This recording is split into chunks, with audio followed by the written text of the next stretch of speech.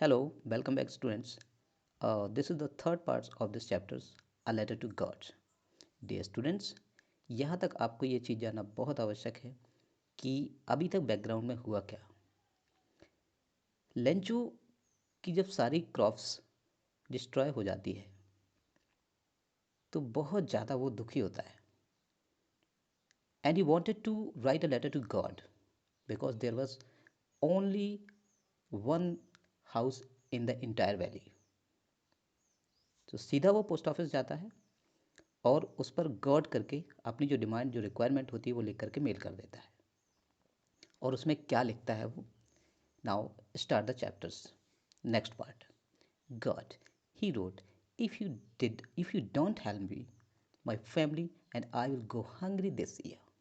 I needed 100 pesos in order to sow my fields again and to live until the crops comes because the hailstones। देखिए वो लिखता है कि भगवान, अगर आप मेरी मदद नहीं करेंगे तो मेरा जो परिवार है वो इस साल भूखा ही रहेगा।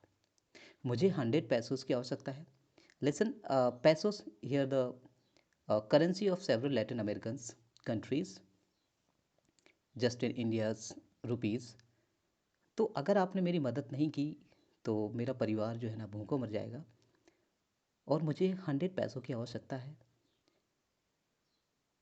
और वो क्यों आवश्यकता है? क्योंकि मुझे इस साल शोज़ जो है ना खेत बोने पड़ेंगे और परिवार का भरण पोषण करने के लिए भी मुझे पैसे चाहिए होंगे, क्योंकि हेलस्टॉन्स ने मेरी सारी फसल बर्बाद कर दी। उसने यहाँ पर डैश डैश करके ये शो करने का प्रयास किया है कि क्या कुछ हुआ है।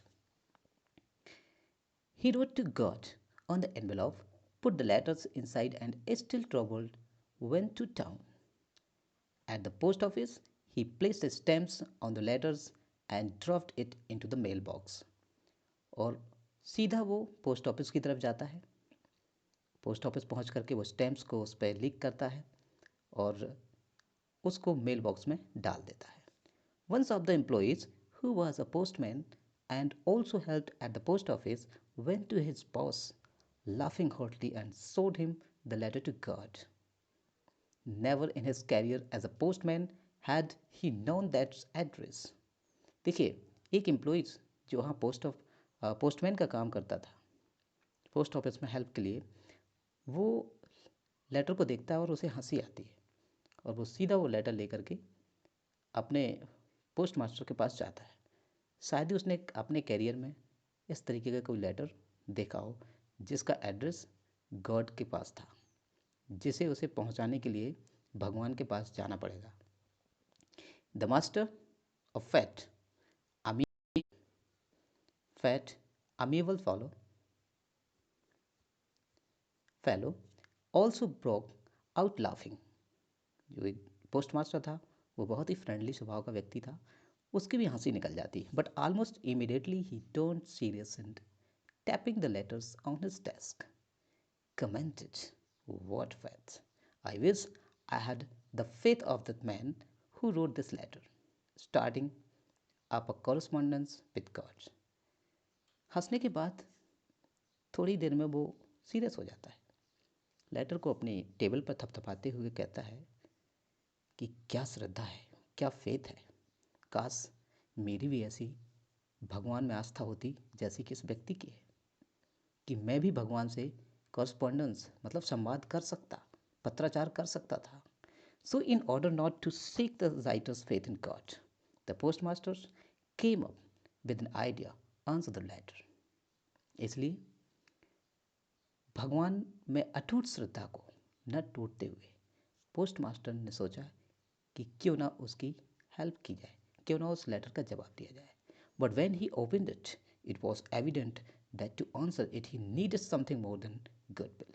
लेकिन वो कुछ करना चाहता था।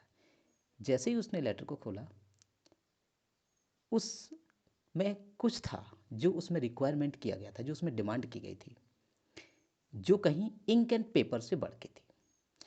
But he stuck to his resolution, he asked for money from his employees. लेकिन वो अपने विश्वास से टिका रहा, उसका जो डिसीजन था, फॉर्म डिसीजन था, उससे जो टिका रहा और उसने अपने एम्प्लॉयज़ से सहयोग करने के लिए कहा। He himself kept a part of salary, and several friends of his were obliged to give something for an act of charity. उसने अपनी भी सैलरी का कुछ पार्ट्स और अपने एम्प्लॉयज़ का कुछ पार्ट्स जो है ना कलेक्ट करके इस चैरिटी नामक एक्ट में अदा करने के लिए उसने कलेक्ट किया। It was impossible for him to gather together the 100 pesos, so he was able to send the farmer only a little more than half. Here is an important reason. देखिए उन दिनों की बात है जब there was very little salary for the post office employees, तो इतना पैसा नहीं मिलता था कि वो अगर वो पूरी सैलरी भी दे देता तब भी उसे जो है ना वो पूरे पैसे नहीं जुटा पाता। तो यहाँ कहा जा रहा है कि उसने more than half, just 75 something, he puts the money in an envelopes addressed to Lenchos, and with it a letter containing only a single word as signature, God. उसने वो मनी डाल के केवल अंदर एक सिग्नेचर किया, God. The follow Sunday Lencho came a bit earlier than usual to ask if there was a letter for him. Next Sunday वो सीधा जाता है, पूछता है कि कोई उसका लेटर तो नहीं आया है। It was a postman himself who handed a letter to him while the postmasters experiencing the contentment of a man who has performed a good deed looked on from his office. तो वो postman व्यक्ति उसने खुद उसको letter handed किया, और जो post master था जिसने इस चैरिटी को ऑर्गेनाइज किया था वो बेचारा वो ऑफिस से देख रहा था। Lencho showed not the slightest surprise on seeing the money, such was his confidence, but he became angry when he counted the money. Lencho को कोई सरप्राइज नहीं हुआ पैसे देख के, बल्कि वो पैसे गिनने के बाद वो फ्यूरियस हो गया, just like angry. God could never have made a mistake, nor could he have denied Lencho what he had requested. भगवान कभी गलती नहीं कर सकता और ना ही लेंचो की बात को डिनाइड कर सकता जो उसने रिक्वेस्ट की थी। Immediately Lencho went up to the windows to ask the papers and ink. अगले ही पल तुरंत वो जाता है, सीधा इंक और पेपर मांग करता है। On the public writing tables he started to write with much wrinkling of his brow, just like an expression of give much attention. ये उस समय की बात होती है जब हम ज़्यादातर क्या करते हैं कि अटेंशन होकर के किसी चीज़ पर फोकस करते हैं। इंक और पेपर लिया और पूरा फुल अटेंशन से जो है ना वो लिखने लगता है। Caused by the efforts he had to make to express his ideas, ऐसा लग रहा था जैसे अपने पूरे आइडियाज़ वो उसमें लिख रहा है। When he finished, he went to the windows to buy stamps, which he licked and then affixed. और उसके बाद वो स्टैम्प्स लेता है और उसको लिख करके